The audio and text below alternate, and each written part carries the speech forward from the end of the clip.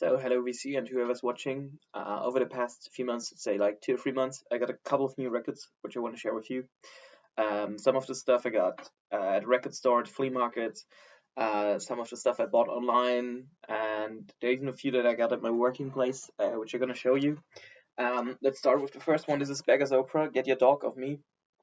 I think the cover art is a bit goofy, especially considering the label it was released on. It's Vertigo's World one, but the record itself is just amazing. It's a great mix of rock, a little bit of blues, art rock, and some classical elements. Especially Requiem is a great instrumental, freestyle ladies and Working Man, just great tunes. I just like the record from start to end, and I think it's the last Vertigo record of Beggar's Opera, the last one they released on Vertigo. But it's definitely a really nice one. It was the last one missing to me. So, yeah, glad that I got this one. Next one is Snafu, All Funked Up. As the title considers, this is a mostly funk record. There's some elements of blues on it too. Sometimes the guitar work is a little bit hard, going slightly to the direction of hard rock. This is the American original pressing. I think there was only one release of this. Was released on Capitol, and though I'm not that much into funk, I listened to this album a lot when I was on a big vacation, so I kind of have sentimental feelings to it, especially the track Every Little Bit Hurts, just really catches me. So this is a really nice record, which I can highly recommend, and maybe not everyone has on his list. Next one, kind of a classic, Bob Dylan, Subterranean Homesick Blues. This one was released from 1967, I think, on the Orange CBS label. And yeah, it's one of the great Bob Dylan records from the 60s. With classic like Mr. Tambourine Man, of course. And It's All Over Now, Baby Blue. I think everyone knows those ones. Subterranean Homesick Blues 2 with the iconic video. And I just want to get all his records from the 60s, 70s era. And so I'm glad that I finally got this one on the Orange CBS label. Next one is a classic rock tune too. It's Creedence Clearwater Revival by U Country. This is the original German pressing on the purple Bellaphone label, and I don't think that, or I think you can never make anything wrong with Creedence Clearwater Revival. Maybe considering the last album, Mardi Gras, which is kind of a bit of weird, but all the other studio albums are just killer. And this one I enjoyed especially because it has more of jam elements on it, like there are long songs on it, and it's just the band show jamming over one tune, over one theme, and just see where it goes. That's why I really like it, and also the artwork is really great. So I'm getting there to get all the albums of CCR. I think now only one is missing. Yeah, so really cool to get this one. Same with Kent Heat, Living the Blues. I think this is one of the 60s classics. Kent Heat is mostly known for boogie, or let's say boogie blues, going up the country on the road again. But they were an amazing band, especially just side two. Record two, like side 3 and 4. It's just one big jam. It's called Riff Ride Boogie Part 1, Riff Ride Boogie Part 2. I think it was recorded live, and it's just a monster jam. Like they're having so much fun. Every instrument or every musician in the band has a chance to show his skills, but still it sounds really great, especially when they come together again. And it also has the classic Going Up the Country on it. Yeah, this one's also the original German pressing on the Black Liberty label. I had a version of this, but it was pretty beat up, especially the record, so you don't see that much around here, and mostly the shape is really bad. Like you have a lot of ring wear, and they're mostly priced pretty high, so I'm really glad to have a clean, nice copy with a great sound. And the next one is a kind of a test for me to get into that music. It's the Keith Hartley band. I've read a bit about him, or a bit about the band. They played at Woodstock, and like what I read about them, like the mix of music they play, it's blues, jazz, rock. It made me curious, so I'm really glad that I found a copy of a classic or of a studio album in good condition and for a fair price. Usually they're a bit pricey, and this one is an original DRAM pressing from Germany, and it's a promo copy written on the label. And yeah, what can I say? Like two famous musicians played in the band. Will Anderson, who played for numerous other musicians like T-Rex and Spencer Davis Group, and Gary Thane, who later played for Uriah Heep. Both played on this one too, so I can't wait to listen to it. And it's really nice to have like my first promo copy in the collection, and to get started with the Keith Hartley band. Next one is my first MOFI record. It's Surfer Girl by the Beach Boys, original master recording. And I think I've talked about it in later videos that I want to get all the Beach Boys records till the LA Light album, or is the MIU album the last one. I want to get all the records from the 60s and from the 70s. And this one's still missing now. There's only one more that I need to get. It's Wild Honey. But yeah, this is my first original master recording record. To me, it sounds really nice. To be honest, I don't think I have the equipment to get the full potential of the record, but it sounds really nice. I like the songs in it, especially Hawaii, which is great, and In My Room. And considering the young age of the Beach Boys and their experience they had so far, I think it's their third record. This is a really cool album. To me, kind of iconic cover too. And I'm glad that I just could filling up my Beach Boys collection. Next one is another original master recording, and this one I was really lucky about.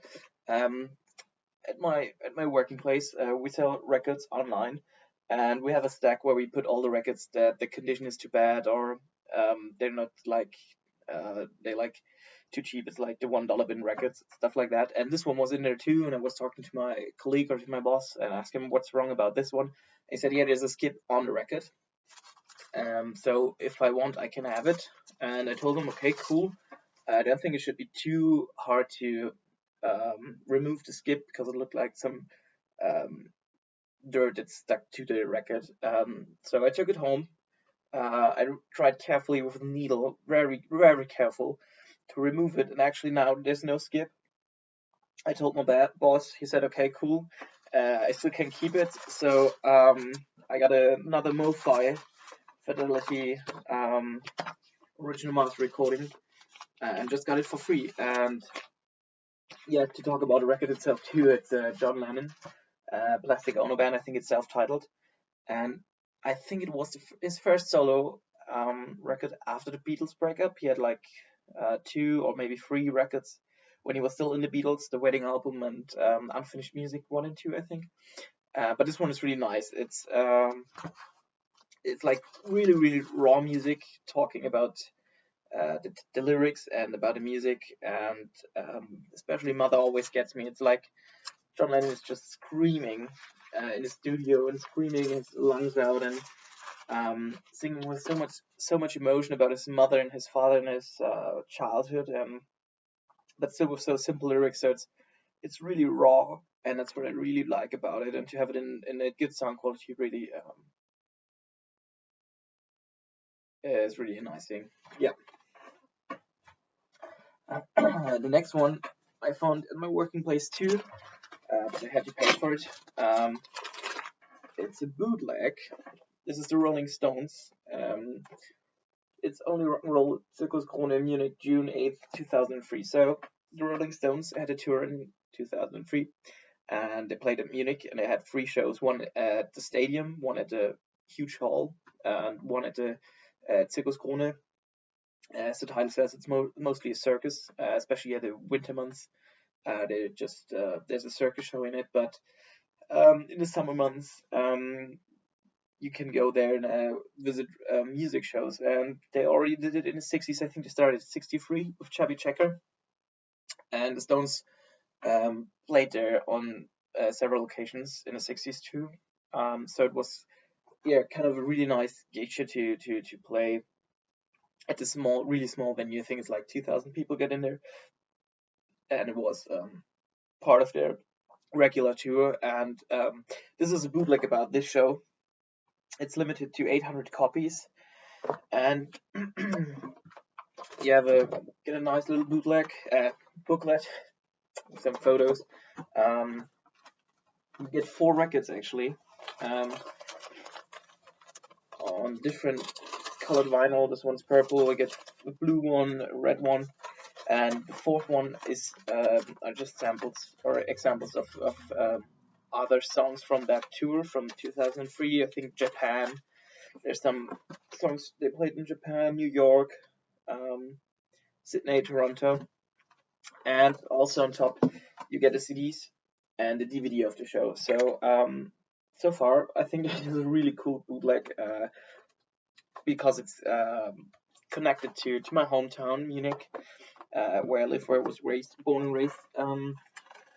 And to me it's kind of a historic thing because they did 3 shows back then at the place at Munich. So it's really nice to have this one. It's great sound quality. I think it's soundboard, and it makes so much fun listening to it. And I don't think it's their regular set. They have a lot of blues songs, and not like the big stadium ones. Um, so really glad I got this one. And also, I think back then at this tour they played with AC/DC as opener. So yeah, it's just cool. Like the whole story about the tour. I really love it. All right, let's get to the next one. This one's Remesis, Glass Top Coffin. I always want to get into Remesis. It's I was told it's really nice or really cool prog rock, space rock. Really nice cover art with the gatefold.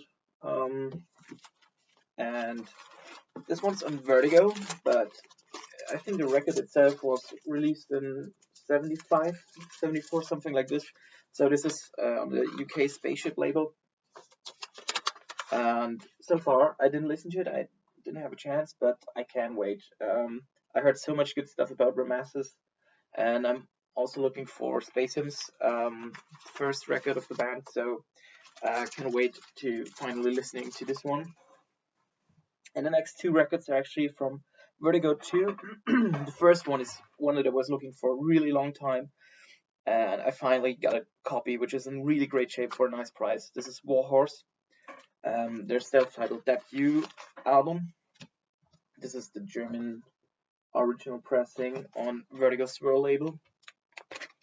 And in the band plays Nick Seinfer, who was the original bassist for Deep Purple from Mark 1. And it's just really great hard rock, blues rock record. Great songs on it, especially cover St. Louis, Vulture Black, No Chance. It's really great record, and I wanted to get it for a long time. And yeah, to me, Wars is just one of those classic Vertigo bands, and one of the classic Vertigo records, which I really wanted to get.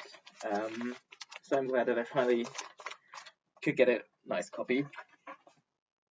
And with the next one, which is Warhorse 2, but this one is Red Sea. It's their second album, and also comes along with the gatefold. Unfortunately, here was a little tear off, so I put put a sticker on it, and I tried to decolor it, or maybe I just keep it like that. But to me, it's fine because outside the cover looks just great, straight, or yeah, mostly near mint. And cool thing about this, it's also on the Vertigo Swirl label, but this one is the original UK pressing. And someone put it online. It was an auction or buy it immediately, and the price was pretty low. So I just asked the owner about the condition, and he said, "Yeah, it looks fine, plays pretty good, and it actually looks pretty nice. It's yeah, near mint.